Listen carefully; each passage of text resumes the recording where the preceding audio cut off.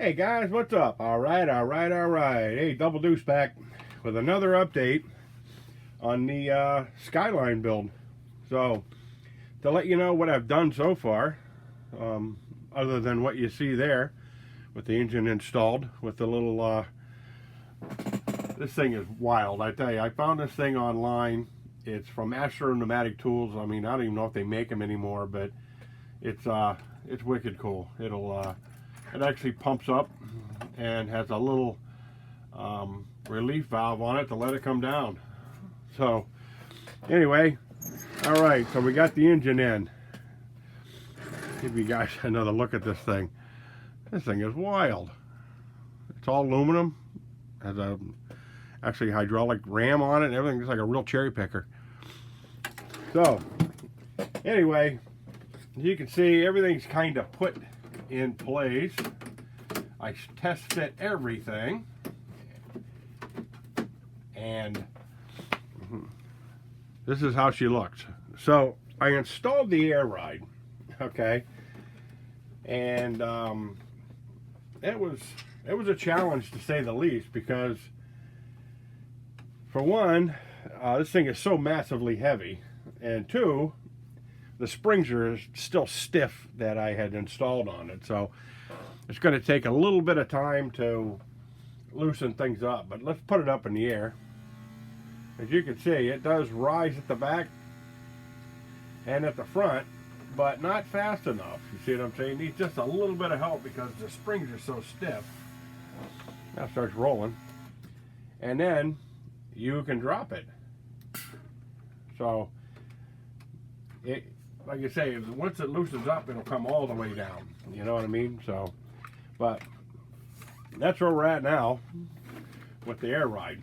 And so I had to keep putting, I guess, you know, shim after shim and changing springs. And I ended up, what I needed to do was get it when it came down to ride height, the low, that it would still turn. And so I actually accomplished that also. Let me turn back on here real quick, because I had to put a 1/4 scale servo in the front because the weight of this thing was just too big, you know. And I want to work on my my geometry a little bit more so I can get more turn out of these knuckles on here. I think I can do that. But so far,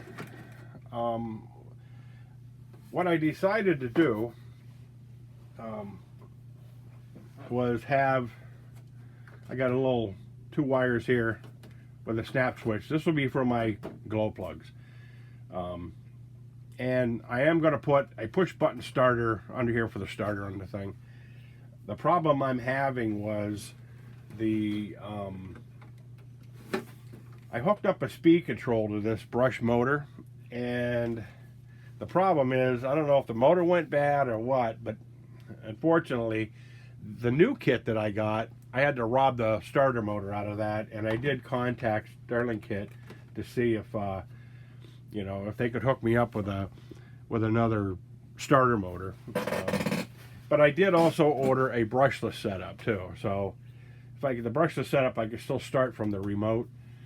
I don't know what happened to the motor. I tore the motor apart, and like when you go, even if you just put, you know, power to the motor, you still have to turn the crankshaft, just you know, the pinion armature, just a little bit for it to go.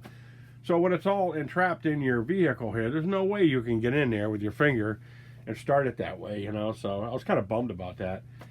But so far so good. The engine's running great. I got the fuel in it. I got the, you know, the onboard glow plug set up on the thing. I'll flip it up. I got coolant in the thing. The problem with the coolant was this. So I ordered a, you know, I guess a see-through, I guess, coolant tank, you know, like an overflow tank from them. And this is what they sent me. Look how massive that thing is. This thing is huge. There's no way I can set this in here. You know what I mean? So I could probably put it in the back somewhere. But the size of this thing is massive. I mean, you know, there's my hand, you know what I mean? It's a 200 milliliter, I should say, container. And it's a super nice setup with it's got the nice cap on it with a rubber O-ring in it. And it's got the big, you know, inlet and outlet. So, you know, you can watch the antifreeze run through your engine. And, but it's just too big to put on there. So what I ended up doing, okay, I don't know, I ended up taking an old Traxxas T-Max 15, I guess, fuel tank. I cleaned it out and I bolted it in here and ran it through, so it's got everything I need now to bleed the system. I can add to it and all that whatnot without a problem. And I put 2 of the batteries in the back here. I'll probably run one over time, but then whatever I change this as far as weight, I'm going to have to change my spring weights. So right now I'm running 4 Traxxas T-Max shocks with double springs. I got an inner spring from another kit that I had laying around, and I got an outer spring from the T-Max, and then I got my airbags hooked up, and I got my compressor kind of stuck up in here. I don't know if you guys can check this out at all. I just got the body back on it, and it's kind of a pain to remove everything because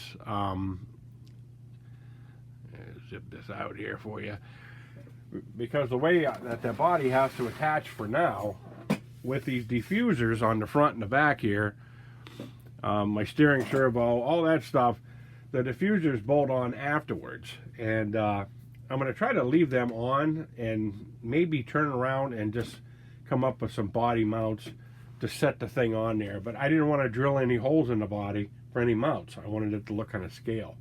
Right now I got this piece of aluminum bar coming back, and then underneath there, the bumper cover, I got a couple of screws holding it here, and then in the front I got a couple going up holding it where the hood went. So I may be able to change that down the road. And if you notice, I'm still running these tires on the thing. Stuck my fuel tank here, but let's take the body off. I'll show you guys what I have to go through to remove the body on this thing, because I haven't got the body mount pins on it yet. So, but for now it's all screws.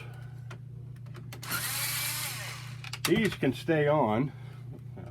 Replace that one. Now there's one diffuser off. Now you can see why I haven't painted it yet, because it gets pretty complex here. I got the camera on there so you guys can see what I have to go through. And like I say, these will be permanently on here once I figure this mount out here. So, like I say, a lot of trimming, you know, a lot of thinking. So you can see why I put in the starter switches and all that stuff under the front, my fuel hose, and also my my glow plug switch up there, because of just so much work taking this thing off. And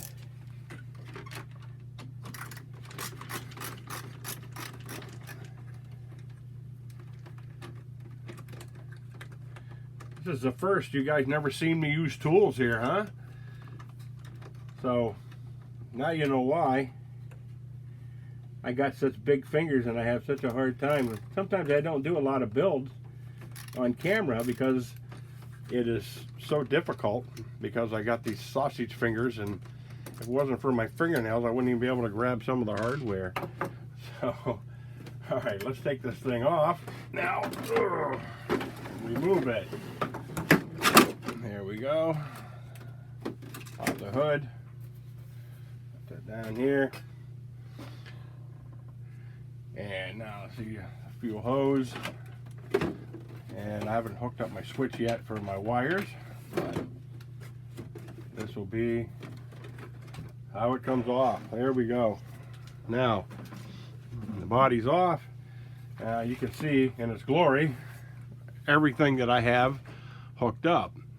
For instance, you know, there's the engine, the radiator. I had to put the 1/4 scale servo over here, and then I, you know, put in my air ride, and I also have my T-Max shocks. They're doubled, as you can see. There's 2 springs in them, and over here I got my igniter set up for now. I'm going to change these around and kind of shorten up the wiring harness here. This runs my my ESC and my air ride, and you can see the air ride is pretty awesome. Let me zoom in on it here. You guys can see the air ride there. There's a little compressor there. Got a little antenna. It just goes right into one of your channels. You can pigtail it in with a, you know, a 3-way extension, so you still have an open channel. All it needs is juice, and it works off of a remote right here. So you got separate front and back, and I think this is the back, front, both, and this is the exhaust. And it's quiet, it works really well. And over here, so you can see I just kind of ran my exhaust up around with some aluminum tubing for now. And see, the fuel tank I got set up there is an old Sen GSTE fuel tank from one of my 7.7s, and I removed the cap, which was cool, just one screw. I didn't want to screw the tank up because you can't find these things anymore. And it's a good sized tank. And and then here's the T-Max overflow that I had made to run my you know, my hoses out and into that. So I'll get a little close up on it here for you guys, so that way you can kind of see how I got it set up. Now, when this is your inlet, okay, that pulls antifreeze in, and on the top of the engine over here, this is your outlet over here. And so what I did was I had it coming from the overflow tank into the water pump, and then it comes out of the water pump through the radiator and cools it before it goes back to the tank again. So if you're going to set up your system like that, make sure you cool it down before you put it back into your tank. And I probably could have used this in there. You know, it's good size, it's massive. You know, but I was just trying to save weight, and so I figured that would work better. I wanted to put this in my inner fender well up here and have it so it was all hidden. And I probably still could, because I do have room up front here for with another servo bracket down here that I was going to use. But for now everything works okay, and you know, there it is. You know, scratch built right to the end, and good thing I used the aluminum alloy framing on it, because I wanted to, you know, keep it lightweight. And by the time you add the engine, the Revo 3.3 gearbox, you know, your servos, radio, batteries, the air ride, and, you know, all the other stuff on it, this thing gets really heavy. I mean, you know, it's got a lot of weight to it. So I'm hoping these wheels will hang up. What I ended up doing on the wheels and tires up here, I ended up taking 2 washers and putting them together and screwing them together so they won't flex on the thing when it's turning, because it's so heavy. You know, I have a funny feeling those things are going to heat up and just fall off anyway. But the cool thing is the out part of the rim will actually unbolt, so I could probably use this and another wheel.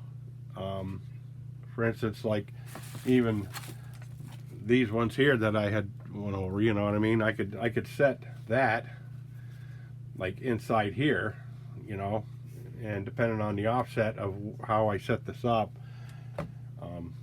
But so that's a look at the inside of it, and I can say this is the exhaust system back here. I just mounted it right, you know, from the aluminum tubing right to the rear bulkhead, and I use the tubing. Like I say, if you're looking for tubing like that that's already got bends in it, just go to one of your local body shops or somewhere and ask them, you know, if you could buy a couple of pieces of used scrap, because most of them scrap it anyway. But if you get a chance, these guys take these things off and just throw them in a scrap pile. And as you can see, this nice little angle right here was nice to have. I just cut it off an old piece that was laying around the body shop there, and I kind of sanded down the end and, you know, press fit the muffler on it and bolted the muffler right to this aluminum bracket here. So, you know, I could, down the road, you know, I could change it around if I wanted to and all that. But so far, everything's working, you know, and it fits the hole in the back and everything. And everything I have to do is I have to set my second gear point on this. These engines, I only rev like, you know, 14,000 RPMs. So your second gear clutch in these Revo trannies they shift a little higher. And what I found out is if you, on the clutch adjustment for the second gear, all it is a ball, a spring, and a set screw that puts tension on a little finger that comes out and catches, you know, the second gear. If you back that out all the way to where it's just flush in the hole and just a little more, it's going to stick up out of the hole a little bit, and you'll have to probably file it off a little bit for it to shift, from my past experiences, because you could sit there for hours, keep turning that thing out and keep turning it out. And you know, I think I went through like 3-4 tanks of fuel on my HGP 407 L200 builds trying to get those things to shift properly. So, you know, it's best just to go out and if somebody has already been through it, you know, that's a good starting point, is just bring it flush, and then, you know, you'll hear it hit second gear. So, but anywho, this is the end result right now, and you know, I'm putting this in the video because I wanted to take the body off to show everybody. So my video is going to be a little interrupted and screwed up there. So, but hey, I'm a builder, not a producer. So, you know, but so that's that. So I got everything so it shifts and everything else on. I want to show you my muffler here. Okay, now these are the mufflers that you can get from Sterling Kit. It's, you know, it's a good size muffler. Steve from RC Tanks and Truck 24/7, he had 2 of these on his F450 stacks. You know, I stuck a small piece of aluminum piping on there that came off a wind chime, so it looks pretty good. You know, kind of finishes it off because it has 2 slits in it there. But so if you notice, the rear spoiler's not on it yet. Okay, because every time I put the spoiler on it, then I have to add shims to the springs. So I haven't quite figured out how many shims to get back here because I wanted to do a video for everybody. And so right now it rolls pretty good, up and down. When it's, man, is this thing getting too big to cuddle? This thing is massively heavy. Okay, so there it is down. All right, now I had ordered a couple of sets of wheels and tires for this thing. Now, these are just under 5.5 inches, all right? And so I found these. These are off a 5th scale, which are wicked cool. I thought these would fit. You know, even though they do have a square connector in the back there, as you can see, I kind of altered that just a little bit right there, so I could put a 17mm hex in there. But the problem is the thickness is too thick between the two, so I'm going to have to thin it out somehow so I could get the nut on it. But these wouldn't look bad on here, but they look kind of small, you know, and which would be probably the lesser of the two evils. It would probably work, you know, and they're super lightweight. These are the hexes I bought for the T-Max, okay, and I had these around. I don't know what these are off of, but they're off some buggy or something, but they got like 8mm centers in them, where these, I don't think they're 8s. I think they're like 5s or 6s or something, but whatever the T-Max holes are. And when I was messing around with my Sen GSTEs and stuff, playing with that, I was buying these to change the wheels and tires on, put something smaller on them, because they got a 24mm hex. So I bought these cool looking things. I thought these were going to fit perfect, but they set on the car okay. But if you look at it kind of closely there, it's kind of donk. You know what I mean? They're like huge. You know what I mean? So I mean, they will set inside the wheel wells and stuff, but I'm going to run into, because they're like 80mm wide, so I'm going to run into clearance, you know, when it goes to turn. It's gonna hit the shock, you know, that I have set up in there. And like I say, if I'm gonna do a donk build, I'll do one of these, but these are belted and everything, and I say that's why I bought these T-Max things for this, you know. And but now I'm pretty much down to you know, waiting for a dry day up here when it ain't snowing, raining, sleeting, and all that stuff to take it out and give it a test drive. Now I have started the thing, like bench tested it, and you know, it lights the rear tires right up.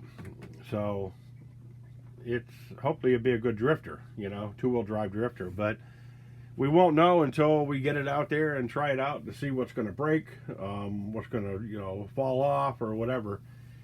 So, but like I say, that's my video for today. And I did get my second engine.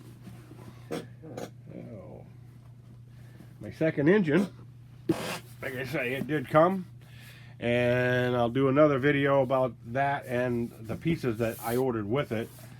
So, but that'll be my next video. So I'll try to separate these things, and I don't know what direction I'm going to go in yet, but so there it is, guys. Get my spoiler. I got to get this thing, I guess, reconfigured because of the way the body mounts back here and everything. I had some trouble with it breaking off. So hopefully the next video you see of this thing will be of this thing running, and if everything works out where it's fine and everything, then I'm going to paint it, because it would be that way I'm not going to be flipping it around no more and all that. And you know, once I get my body mounts figured out where I want to, where I can easily remove the top of it, because as it is over here, I had to put in a fuel, what do you call it there? I put in just a little hole in there, so, and I have a cap on there so I can just fill the thing up and keep going. And so I'll have my rocker switch over here for my glow plugs, and I'll have a switch over here, whether it be a push button or a rocker for the starter motor. I can get to the batteries underneath it very easily for now, and I might come down to one battery on that. I may just use one like LiPo battery on the thing to run it all, which, like I say, will lighten up the back of it somewhat. But anywho, hope you guys are safe out there. This is just kind of another update. I wanted to, you know, kind of show everybody, you know, what is going on and how far I've gotten, and And I didn't get a video up last week because I was waiting around to get my taxes done. And now they do them all virtually on them Zoom meetings, and I sat there for 3 hours waiting on a Zoom meeting that never happened because I got rescheduled and I didn't know it.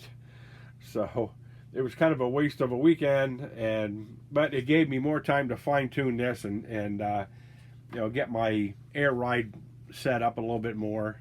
And so far so good. But thanks for checking in, guys. Any questions, comments, feel free to hit me up. And I did post in my community page, there's a guy that's making like a 64, 65 Corvette quarter scale car. He makes them all by hand. If you get a chance, check out his videos, man. It's like, it is insane what that guy does. So, but like, share, subscribe if you want. Tell your friends. And you guys have a good one. I'll catch you later. Adios.